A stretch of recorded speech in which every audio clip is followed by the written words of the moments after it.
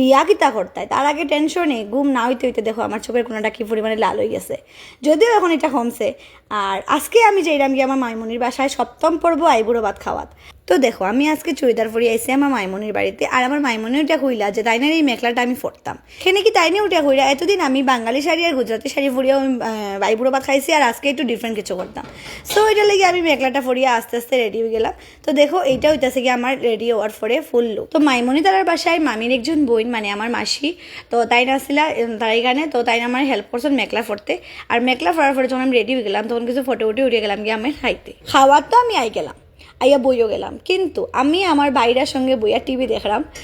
আর specially আমার বোন গেছে আমার লাগে মানে আশীর্বাদ করতে, তো মামি মনে এটা লেগে কিছু একটা গিফট আনতে। আর তাই এত লেট করে কিতা হইতাম, দেখো তাই আই গেছে ফাইনালি।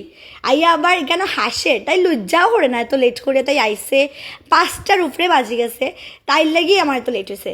তো যাই হোক মাইমনি এত কিছু অ্যারেঞ্জমেন্ট করছেন, আমি না করছিলাম যাই বুড়ো ভাত খাইতে খাইতে তো আর ভালো লাগে না, ঘুমাইয়া করিও ফিরবি তাই এত কিছু অ্যারেঞ্জমেন্ট করছেন। আমার আশীর্বাদ করলে আমার মামিয়ে আর আমার মাসি মানে আমার মামির বইনে মিলিয়া, তারপরে মামি আমার এই সুন্দর চুড়িদারের পিসটা দিলা। থ্যাংক ইউ সো মাচ মাইমনি, এত কিছু করছো আমার লাগে। আর দেখো এখন শোনাই মানে আমার বইনে আমার হাতও ধোয়াই দিচ্ছে। তারপরে তো খাওয়া দাওয়া শেষে আমার যাওয়ার পালা হয়ে গেল। হ্যাঁ কোন দুঃখে তাই দরবার করছে একটু আগে, তাই বাইর লোকে লজ্জা করে না।